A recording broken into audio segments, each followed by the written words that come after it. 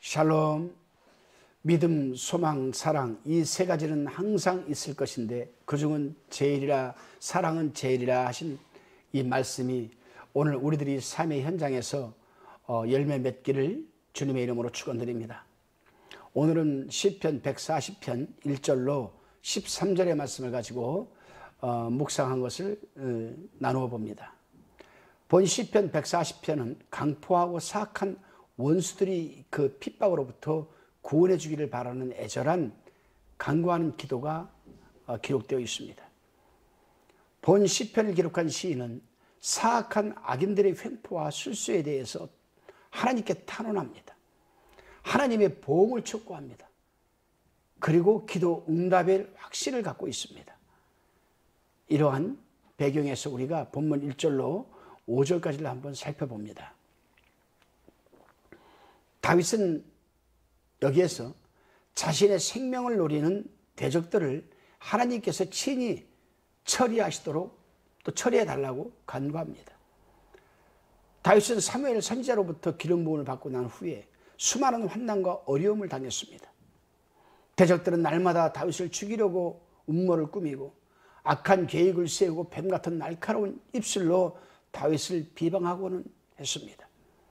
여기서 우리는 고난에 대해서 한번 살펴보기를 원합니다. 사람이 고난을 받는 이유는 여러 가지가 있겠지요. 그걸 갖다가 광의적으로 크게 세 가지를 살펴보게 되면 첫째는 자신의 잘못에서 비롯된 고난이 있습니다. 다음으로는 자신의 잘못과는 무관하게 다른 이들로 인하여 비롯된 고난이 있습니다. 그리고 세 번째로는 하나님의 뜻에 의해서 고난이 비롯되는 수도 있습니다. 여기서 세 번째 고난은 자신에게 신앙의 성숙과 유익함을 가져다 줄 수 있는 고난이라고 말을 할 수가 있겠습니다. 다윗은 바로 이 세 번째에 속하는 고난을 당하고 있었습니다. 그래서 다윗은 억울한 상황 속에서도 결코 인본주의적이거나 마키아벨리적인 그런 방법으로 무력을 사용해서 상대를 꺾으려고 하지 않았습니다. 오직 하나님만을 신뢰하며 순종적인 기도를 하고 있었고 그 기도로 지금 버텨내고 있었습니다. 그렇습니다, 여러분.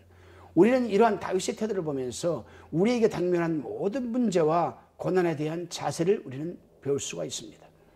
우리 생각과 마키아벨리즘적으로 문제와 고난을 벗어나 보려고 할 것이 아니라 오직 하나님을 믿고 신뢰하면서 하나님께 맡겨야 할 것입니다. 그렇지 않고 우리 생각과 마키아벨리즘적으로 해결하려고 하면 문제와 고난이 더욱 커질 수밖에 없는 것 아니겠습니까? 다윗은 하나님에게 부름을 받았습니다. 그래서 사무엘로부터 뿔에 기름을 담아서 기름 부음을 받았습니다.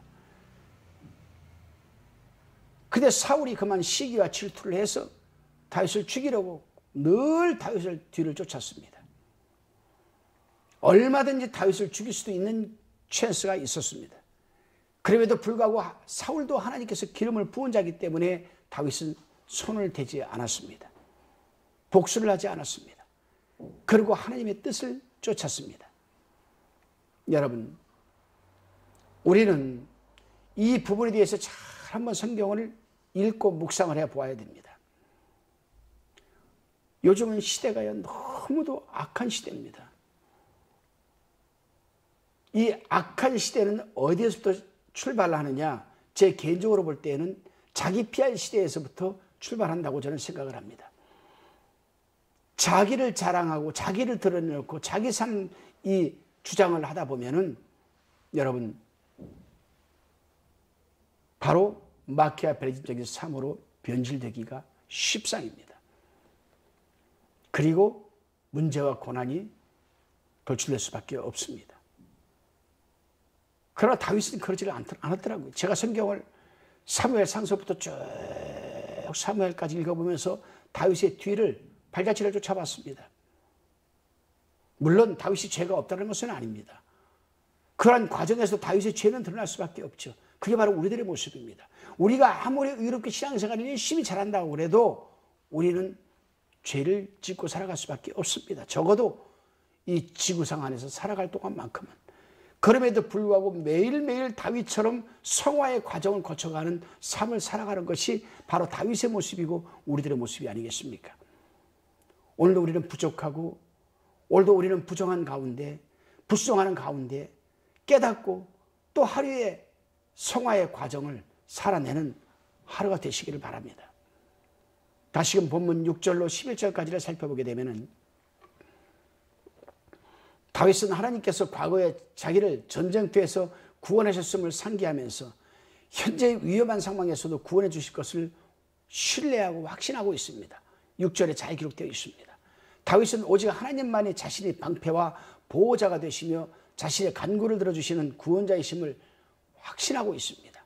그리고 그 확신을 갖고 겸손하게 지금 기도를 드리고 있는 겁니다. 특히 언제 대적들이 칼날 앞에 죽어야 할지 알 수 없는 그러한 위태로운 전쟁터에서도 하나님의 완벽한 보호를 수없이 경험한 다윗이라고 7절에서 고백하고 있습니다. 그리고 현재 당면하고 있는 위험 속에서도 두려움보다는 하나님의 은총에 대한 이 확신찬 그런 감사의 기도를 드리고 있습니다. 참 믿음이라는 것은 어떻게 보게 되면 양면성이 있지만 종이 한 장 차이입니다. 종이 한 장 차이로 이렇게 믿음의 크기와 또한 넓이를 우리는 경험할 수가 있는 거예요. 그렇습니다. 다윗처럼 우리도 과거에 저를 베풀어 주시고 인도해 주시고 보여 주시니까 하나님을 잊지 않고 확신찬 기도와 확신찬 신앙과 믿음을 가지고 있다라면은 이 순간에도 우리는 그러한 확신 속에서 얼마든지 넉넉하게 우리는 이겨낼 수가 있을 것입니다. 그렇습니다. 세상은 선한 자와 악한 자가 서로 공존하면서 살아가고 있습니다. 그러한 가운데 악한 자들이 세상에서 외적으로 번영하고 형통하는 것처럼 보이지만은 결코 오랫동안 지속되지는 못하는 것임을 우리는 성경 역사와 세상 역사가 증거하고 있는 것을 우리는 지켜보아 왔습니다. 또 듣고 왔습니다. 그러나 선한 자들은 오히려 환난과 시험을 겪을지라도 반드시 승리를 얻게 된다는 사실 또한 우리는 성경 역사와 세상 역사에서 우리는 지켜보아 왔습니다. 만에라도 지금 어려움과 시험에 들어있는 하나님의 사람들이 계신다면 자신의 신앙 성숙과 유익함을 위해서 또 유익하다는 것을 깨닫고 더욱 하나님을 신뢰해야만 할 것입니다. 다시금 본문 12절로 13절입니다. 본문을 제가 한번 봉독해 보겠습니다. 12절에 내가 알거니와 여호와는 고난당하는 자를 시전하시며 궁핍한 자에게 공의를 베푸시리이다. 13절에 진실로 의인이 주의 이름에 감사하며 정직한 자가 주의 앞에 거하리이다. 이 말씀은 굉장히 여러 가지 뜻을 함축하고 있는 말씀입니다. 의로운 자가 주의 앞에 거하리이다. 그렇죠. 아버지 뜻대로 살아가려고 하는 사람만이 하나님 앞에 주님 앞에 거할 수 있고 기도할 수 있는 거예요.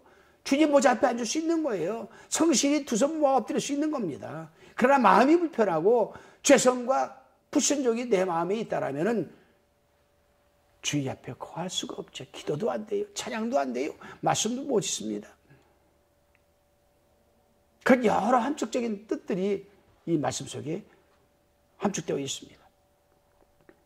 지금까지 고통스러운 상황에 대한 호소와 함께 악인의 심판에 대해 확신을 하고 강구하던 이 다윗은 이제 마지막으로 하나님이 응답을 신뢰하는 가운데 감사한 마음으로 어둡고 우울하던 그 현실에서 벗어나서 하나님을 바라보면서 즐거워하는, 그래서 마음을 회복하는 지금 모습을 보이고 있습니다. 그렇습니다, 여러분. 다윗은 이상이 그래서 우리 하나님의 사람들이 비록 고난과 핍박을 받는다고 할지라도 결코 실망할 필요가 없음을 깨닫게 해주고 있습니다.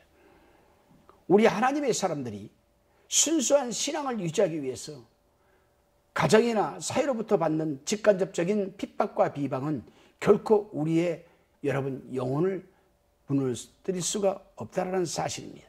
기도하시겠습니다.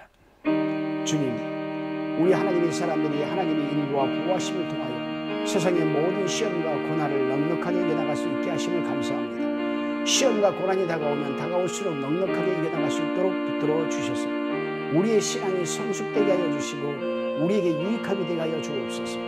언제나 하나님만을 신뢰하며 감사드리옵고 예수 그리스도의 이름으로 기도드리옵나이다. 아멘.